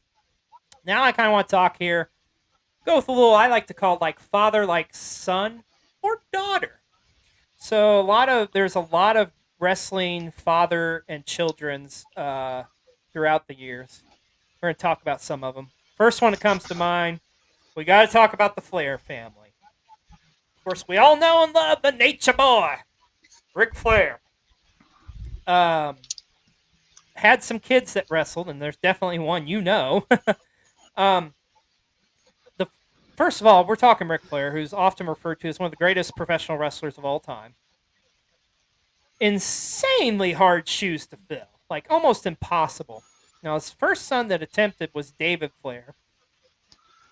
And I don't think David gets nearly enough credit. I mean, yeah, he had some rough matches there early on, but David, when they teamed him up with Crowbar and Daphne, I really think he kind of found his own there. I really enjoyed that team. Former World Tag Team Champions.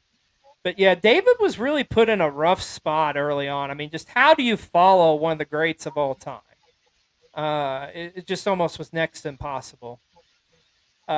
Rick's other son, Reed, was a very, very great amateur wrestler and was kind of working his way up, especially over in Japan. But unfortunately, he did pass away at a very young age. If you know anything about Ric Flair, you know how huge of a tragedy that was. But it's his third child here we got to talk about, who I know you know, Mr. B-Roll, Charlotte Flair, or Ashley. And the crazy thing is like, Rick said this many times. I know he's being humble, but he says Charlotte is better than him. And to a certain degree, I think he's right, honestly. And that's saying something. I mean, right now, pound for pound, definitely as far as female wrestlers go, Charlotte Flair is like head and shoulders above the rest. I mean, Sasha Banks is right there. And, I mean, some could even argue maybe Britt Baker a step below. But and Becky Lynch, Bayley. But all great wrestlers. But, I mean, Charlotte Flair is just like super athletic, promos. This is the way I kind of equate it. Rick was the better promo, but Charlotte's the better athlete. And I think that's a fair assumption. Yeah. But the Flairs, just their lineage. And, of course, when we're talking the Flairs, we got to talk about the Rhodes family. Talk about the son of a plumber, the American Dream, Dusty Rhodes, one of the all-time greats. Once again, another one, how do you fill his shoes? But by God, both of his sons did a hell of a job. And I'm talking, of course, Dustin. And Dustin, like his name says, just a natural for professional wrestling, man. Incredible wrestler. We all know about his work as Goldust. Mm-hmm. Yeah. And I am going to turn my camera off for just a second because I'm going to put the shirt on that I was going to wear for tonight. Okay. Well, while he's doing that, I'm going to tell you all about a guy you all know and love, the American Nightmare, Cody. What a career Cody's had so far. So interesting. Coming into the WWE, working for them. I remember the first time I really saw Cody. Like, I remember when he was inducting his dad in the Hall of Fame. And I just was so impressed with just the way he presented himself and just the verbiage he used. You could tell he's a very articulate young man at the time. And just everything Cody's done since then. I mean, being part of the legacy, then going on and wrestling, and being an Intercontinental Champion, really kind of helping revive that championship there for a while. And of course, really, like, when he left the WWE and went on to do all the stuff he did in Ring of Honor and New Japan, and of course being a part of forming All Elite Wrestling and what he did in AEW. And look at what he's doing now. So, oh, there we go. You got the hot times, Daddy. Great shirt, by the way. But yeah, Cody Rhodes. I mean, I can't wait for him to get back from his injury. The story he's told so far in his comeback in the WWE, it's been phenomenal, and I can't wait to see where it goes next. In my opinion, that's who I think dethrones Roman. I agree. I think Cody is the one that makes the most sense. I totally agree. How about the Steiner family? Let's talk about Scott and Rick. And no, I'm not going to make you do any math here, bro. I promise. No Steiner math. But Scott Steiner, incredible wrestler so ahead of his time. Physically was just a dynamo as a young man, and then like even going on in his career, and then developing into Big Papa Pump. I mean, dude, Scott Steiner is awesome. Rick Steiner, one of the toughest wrestlers of all time. Just a badass dude. You didn't want to mess with either of the Steiners. One of the greatest tag teams, and honestly, my favorite tag team of all time is the Steiner brothers. So innovative. The Frankensteiner. It's not a Hurricanrana, damn it. It's a Frankensteiner. And Scott Steiner will kill you if you call it otherwise. But of course, now look what we have with Rick's son, Braun Breaker, your current NXT champion. And I mean, the crazy thing is with him, I mean, he's just really starting off, and he's already like had a very impressive run so far. I mean, he is pretty much the face of NXT right now. So the Steiner family, kudos and respects to them. Let's talk about the Poffos. And that's true. Yes, Mannix, yep. Scotty was the first to do a shooting star press. And we're talking about a 250-plus pound man doing a shooting star press. So, yeah. But I want to talk about the Poffo family. Angelo Poffo, a very popular wrestler in the 50s and 60s, went on to be a promoter. And he had a couple of sons that went on to be pretty great wrestlers, too. Of course, Leapin' Lanny Poffo, the genius in the WWF, and his brother, who you probably know, although he's not, don't remember him as a Poffo, but that is his last name. But I'm talking about the Macho Man, Randy Savage. Ooh, yeah. And yeah, like Mannix is saying there, interestingly enough, Randy started off was a baseball player. Actually played for the Reds, believe it or not. Really? But yeah, really. Now he did end up going, of course, into professional wrestling there with the family in the 70s, and Randy, of course, is one of the greatest and most prolific professional wrestlers of all time. I mean, it's the Macho Man. He's one of those few wrestlers who overexceeds, and I mean, in pop culture, people. If you're on the streets and you say the name Macho Man, or you're talking like him, people know who you're talking about. I mean, that's just how he was a larger-than-life character. Yeah. But the Poffo family, and he's still on Slim Jims to this day. Snap it to a Slim Jim, oh yeah. Let's talk about the Jarrett family. Of course, you had Jerry Jarrett, who was a famous promoter in the Memphis area, and his son would go on to be a professional wrestler who we just recently saw make an appearance on AEW. Jeff Jarrett, the Last Outlaw. You're laughing. Okay, let's hear it. You're like, I'm laughing. So let's talk about. Well, I'm just. You didn't like it, did you? Yeah, I'm just laughing.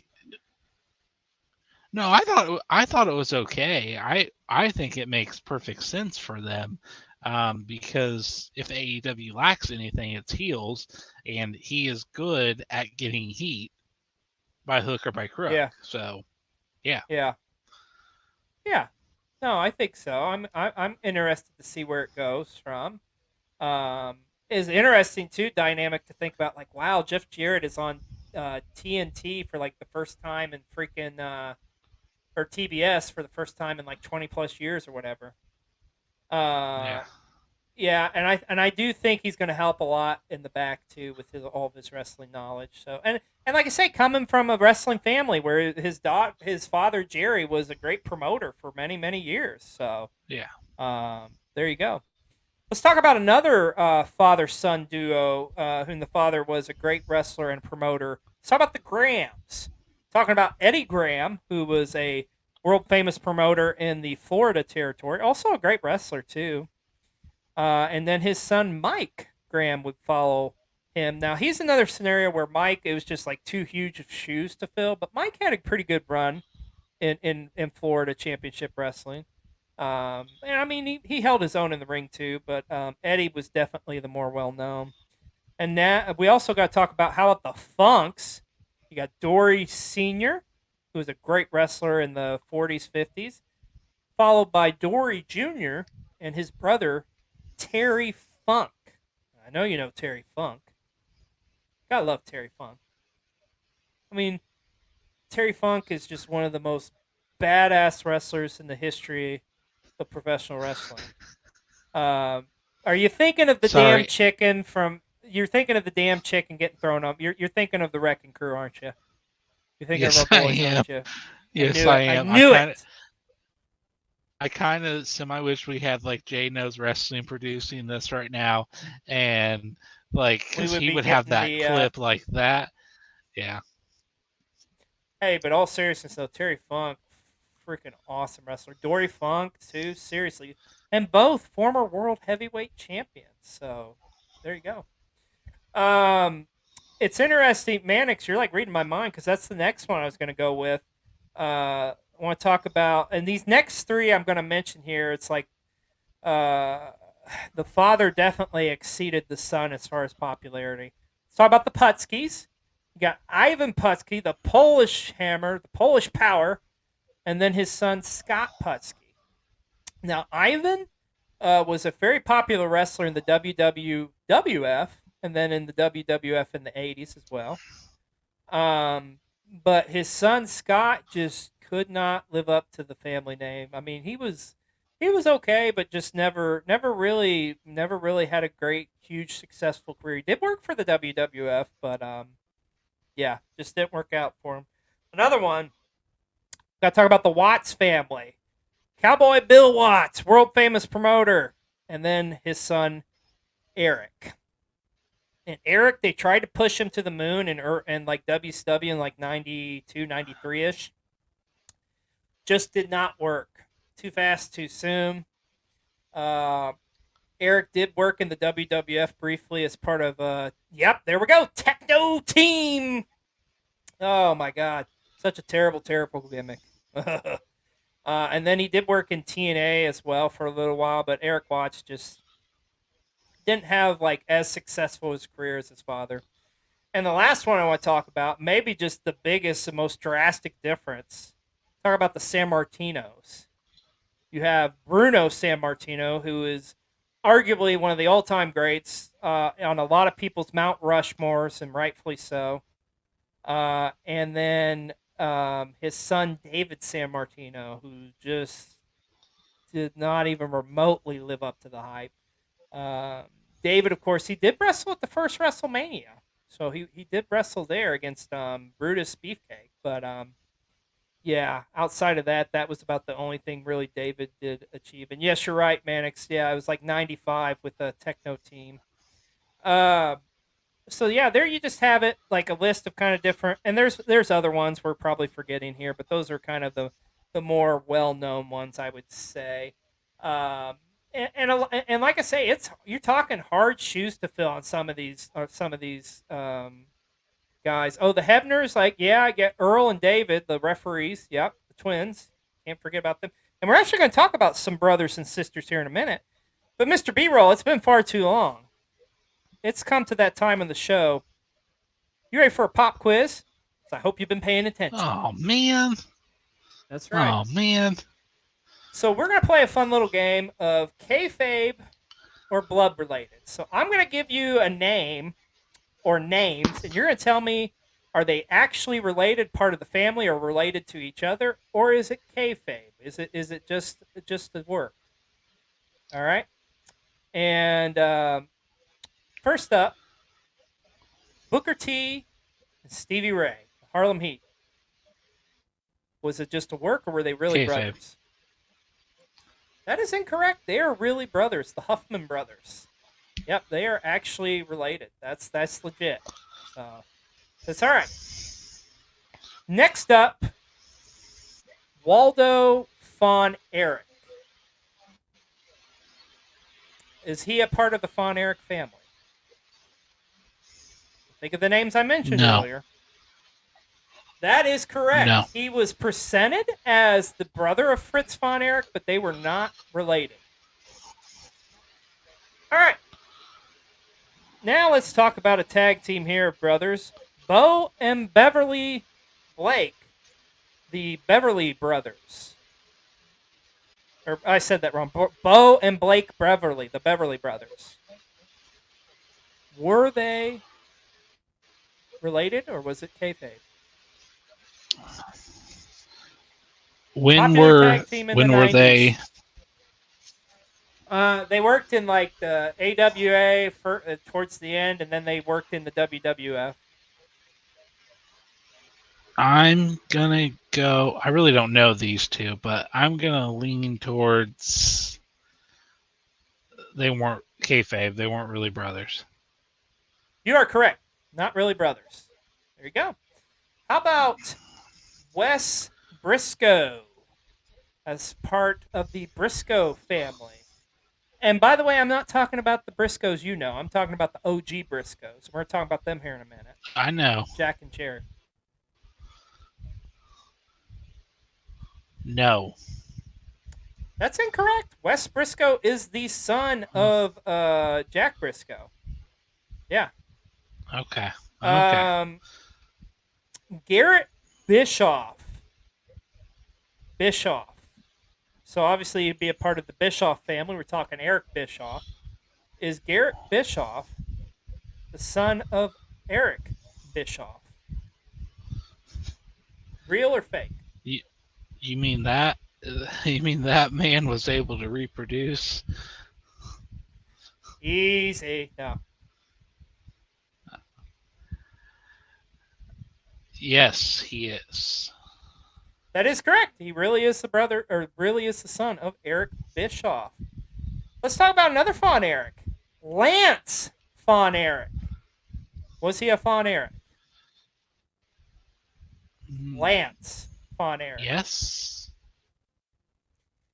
That is Yes. incorrect.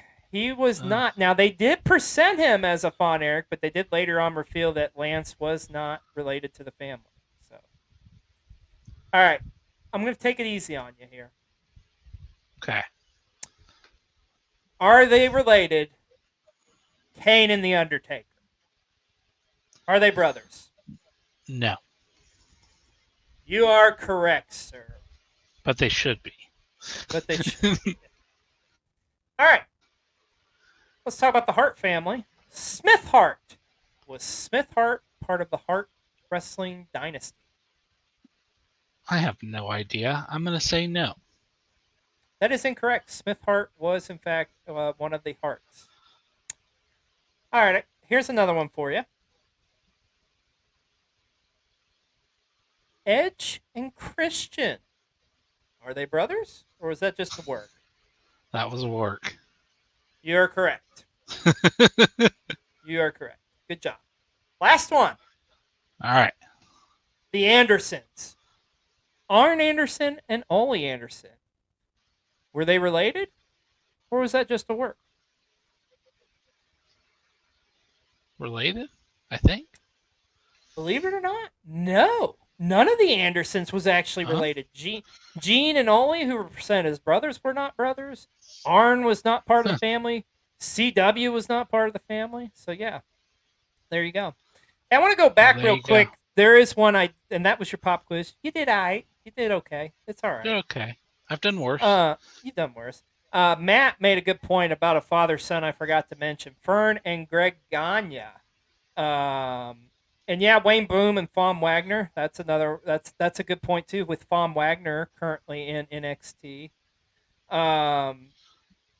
You know what? We did forget about Brock too. Brock legitimately the son of Arn Anderson too. Like I say, we're gonna cover majority of them, but there's just so many damn wrestlers. I think Bear Darso has a kid that's wrestling now too. This just goes on. We could be here all day. That's or right. all night. But we're getting towards the end here of our episode tonight. And I got to talk about a little brother and sisterly love. Some real life brothers and sisters. Of course, we mentioned the Steiners earlier. How about the Hardy Boys, Matt and Jeff?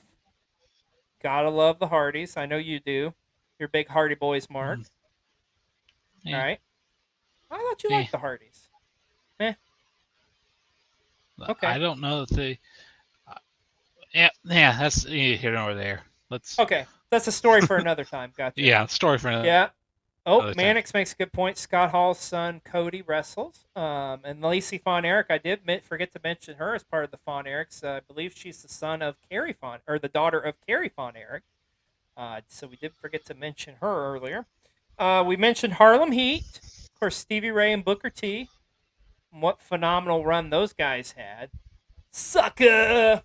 How about the Harris brothers, the twins in real life? Ron and Don Harris. Got to acknowledge them, and they wrestled in ECW, WWF, and WCW.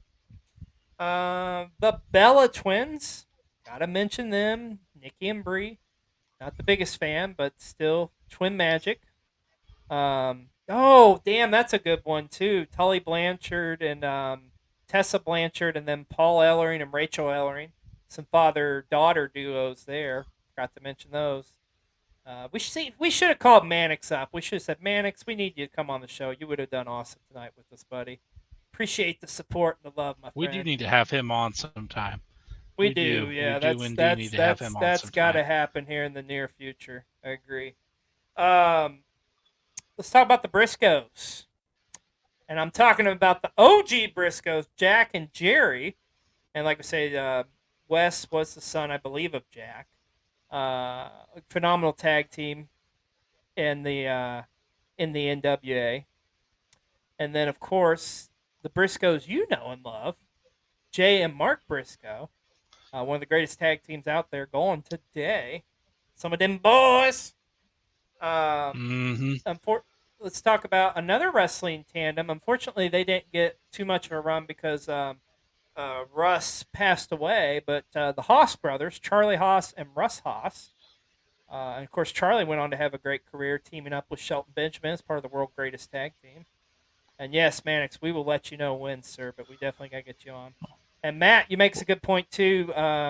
Magnum TA is the stepfather of Tessa Blanchard as well, so some great wrestling lineage there. I want to talk about a couple independent tag teams that I don't think people remember or talk about a whole lot, but they were brothers. The Maximo brothers, Jose and Joel. I think that was their names, but they had some great work in UPW and then in the early days of Ring of Honor as well. And speaking of UPW and out of California in the early 2000s, I got to mention the Ballard brothers, a great tag team. Seriously, B-roll, check out the Ballard brothers from UPW, some of their stuff and their work. Pretty awesome stuff. So. All right, my friend. Like I say, we're winding down here, getting towards the end. And one of our segments we always like to do here on our show, a little fantasy warfare. Oh, wait a minute. Before we do that, Mannix, PG-13, JC Ice and Wolfie D. I can't remember if they were real life brothers or if that was just a work. But yeah, I think Wolfie D's father was I can't think of it, but one of the popular wrestlers there that went up against Jerry Lawler in Memphis. Matt brings up a good point too. Road Warrior Hawk and John Laurinaitis were brothers. So That's another famous brotherly duo, if you will. Yeah, Animal. Yeah, I knew it. Yeah, but yeah, Fantasy Warfare. So something we always like to do here on the show, and I wanted to take and do a 6-man tag team match, and that would be, let's talk about doing this with two of the bigger families we mentioned. I want to talk about what happens if you take 3 members of the Hart family and put them against 3 members of the Von Erich family. So for the sake, let's just say the Hart family, we're going to go with Bruce, or we're going to go with Bret Hart, Owen Hart, and I'm going to throw in their brother-in-law. Let's go with the British Bulldog. So let's go with Bret Hart, Owen Hart, and British Bulldog, and they're going to go up against Kerry Von Erich, David Von Erich, and Kevin Von Erich.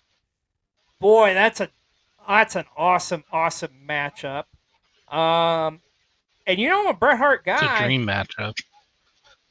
But I almost kind of want to say the Von Erichs would win this one, just because of the brothers. It depends on where it would happen to. Yeah, if it's in Texas, it's the Von Erichs. If it's in Canada, oh my God, yeah, I don't know. That's a tough one. Yeah, maybe it goes a 60-minute draw.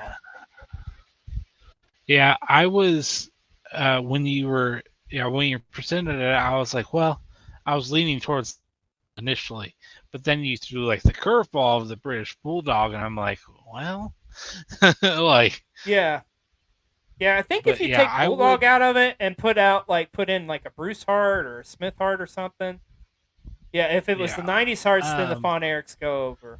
Yeah, but let's say it's the 90s Hearts against the 80s Von Erichs, like both in their prime. That's a tough one, man. I love the Hearts, but I don't know. I'm just going with my gut. My gut's telling me the Von Erichs will win it. Yeah. That's where I'm leaning to. It would be one heck of a matchup, though. Yeah. And I love the matchup Matt's saying there, too. Ross, Marshall, and Lacey against Davey Boy Jr., Natty, and Tyson Kidd. That would be awesome. That one, I would probably give the edge to the Hearts there, just because Natty is definitely the better wrestler in comparison to Lacey. Oh, it'd have to be an elimination tag. That would be freaking awesome, too, dude. I would love that. Heck yeah. That'd be amazing. Yeah. But I think it'd be an amazing matchup nonetheless. So.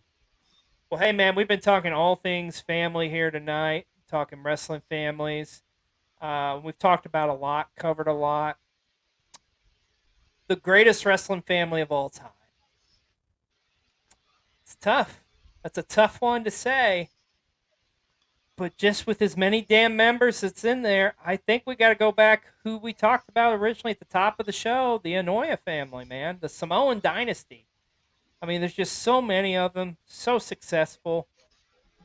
And we are probably looking at, hopefully, fingers crossed, what will be one of the biggest WrestleMania main events of all time if we get Roman Reigns against The Rock at WrestleMania next year. And both probably the 2 biggest names in that family. And that's saying something. So for me, I would say that's probably the greatest wrestling family. And some could argue the McMahons because of the McMahons of what they've all done for wrestling. What do you think, Mr. B-Roll?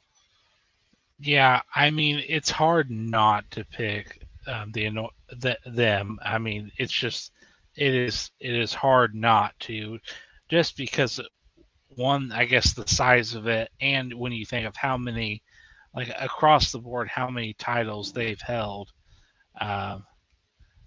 just it's. I mean, they've been dominant in every era almost. If you had to pick a second, though, I'd say like Von Erichs and Hart family are like. I think those are the 3. Like, definitely. If you did a Mount Rushmore of wrestling families, I think it goes the Anoa'i's. It would go the Von Erichs, and then the Harts, and then the McMahons. That's probably the 4. So. I would love that if Jacob Fatu is the next phase of the bloodline. Oh, that'd be awesome. That'd be awesome. I think my mic was messing up. Am I okay now? I don't know. Maybe it's just on my end. Oh, okay. So I don't know. The bloodline versus the Tongan royal family. Hell yeah, that would be an amazing matchup. And that's a combination of big meaty men slapping big meaty men. So yeah, I would like to see that. All right, sir. Well, it has come to the end here. We've had a blast talking wrestling families here tonight, but I think we got time just enough. What do you say? One more plug-a-palooza? Yes, indeed. Yes, indeedio. Indeedio. And, oh, you know what the last plug of Palooza means. Oh, it's shot time. Because It's Daddy shot needs his time. juice to go to bed after this. That's right. All right. So while I'm shot. getting... So while you're I'm doing getting that, this- actually, yeah, let me pull back the curtain here and plug a little bit on learning the ropes, because our next 2 episodes are going to be really exciting and fun, because we are going to do a deep dive, and because it's such the lineage of this is so big, we're doing not 1 but 2 episodes. We are going to talk about the history of Survivor Series. That's right. The second oldest WWE show out there, or pay-per-view, premium live event, whatever the hell you want to call it. So if you join us here next Sunday, we're going to be doing a deep dive on the Survivor Series and talk about like the history of it and some of the greatest Survivor Series of all time. So, Yep. and like I say, you'll not only are we talking about next week, we're going to be talking about the week after, because it's just so damn big. So next week on Learning the Ropes, join us here again Sunday night, 9 p.m. to 11 p.m. We'll be talking all things Survivor Series. Cole Yes. TV, our YouTube channel. We've got a heck of a lineup there. This week, Tuesday, you can catch our Crown Jewel reaction show. On Wednesday, you can catch our show, The Hunt, with a brand new episode there. And there, we're going to be checking out the Ollie's, I almost said grocery store, Ollie's Discount Store. And Thursday, you can catch a replay of this. So that's what's going on Cole TV. And thank you so much, Lord Max. We appreciate you checking out the content. Enjoy it. We love making it. And like I say, we'd love to have you on. Oh, and quick trivia fact. That's a good point. I almost mentioned that earlier, but yes, Hector Guerrero was the original Gobbledygooker. Which I don't think you know anything about the Gobbledygooker yet. But guess what, Mr. B-Roll? You're going to learn all about the Gobbledygooker next week, because he's a big part of Survivor Series. Well, there we go. A little bit of a teaser, as they call you, in the business. And we thank you so much for joining us tonight over here on Learning the Ropes, over on the Panda Wrestling Company Twitch channel. We have had a blast this evening. We have to thank our sponsor, A Rootless Coffee. Use code Panda Coffee to save 15% off all non-collabs, because you know it is a... Ron. Damn! Quit calling me. It's a damn fine cup of coffee. I tried to do this earlier, and B-Roll cut me off. I ain't gonna do that shit no more. When it's my time to talk, I'm gonna talk, boy. Otherwise, I'm gonna go over there, I'm gonna beat your ass. Damn, Ron. Calm down. It's okay. Sorry, B-Roll. But it's a damn fine cup of coffee. It is true indeed, and You made Ron mad tonight. I do apologize, Ron. Next round of beers is on me, Ron. Okay. Sounds good. But that's right. So we thank you for joining us tonight, though. Please go ahead and drop a follow. Or if you feel so inclined, subscribe. You can subscribe for free with Amazon Prime. So there you go. Let's see. Oh, last but not least, got to talk about the merch.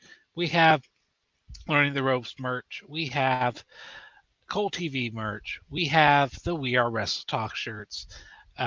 We hope that you pick up some merch. There's tons of more merch over at Sweet Doll Face Creations too. You have Panda merch. You have Dad Hat. Dad Hat has merch now over there. So, I mean, it is just filling up over there with all of your favorite content creators. Yeah, it's awesome. Tonight was awesome. We had a lot of fun talking about professional wrestling families. I think you learned a lot tonight. Yeah, I did. like for those of you who are still watching, like if I'm ever really quiet, it's because the whole gimmick of this show is learning. Because I have only been a fan for not even a year yet. So Yeah. have we built a website? No, I don't think so. Not that I'm aware of, and like not for our stuff either. We just kind of have our YouTube and just use like the social media to plug it, like TikTok, Instagram. You do really good with the Twitter. I need to get on the Twitter machine and do more there. But yeah, that's kind of what we do. That's kind of our thing. But someday that'd be pretty cool. We had our Yeah. website, so because hey, we're still early on in an early infancy here in the Panda Wrestling Company Twitch channel. I mean, shoot, what are we about 4 months in now? 4 or 5 months Since August, it launched in since. August. Oh, so it's even shorter. So there you go. So yeah. Oh, yeah. Yeah. Well, hey, it's been a blast talking to you all tonight about the history of wrestling families. We really hope you've enjoyed the show and appreciate you all joining us and hope you join us next week. And don't forget to tune in tomorrow night for Russell Reacts to Raw, 8 p.m. Join Russell as he gets to check out another Monday Night Raw. Should be an interesting Raw tonight, too, as a follow-up to Crown Jewel. And as they start to kind of set up Survivor Series and see where we're going from there. And Mannix, yeah, that's a good point. To post news and updates, schedules, and profiles, I like it. Yeah, we need to get with the boss now that Panda Daddy's back in the States. So there you go. Yep. All right, folks. That's going to do it for us tonight. Once again, we appreciate you joining us here on the Panda Wrestling Company Twitch channel. And we will see you next week for a brand new episode of Learning the Ropes. I'm XLJ, the OG. I'm Mr. B-Roll. And we'll see you next week. Everybody have a great week.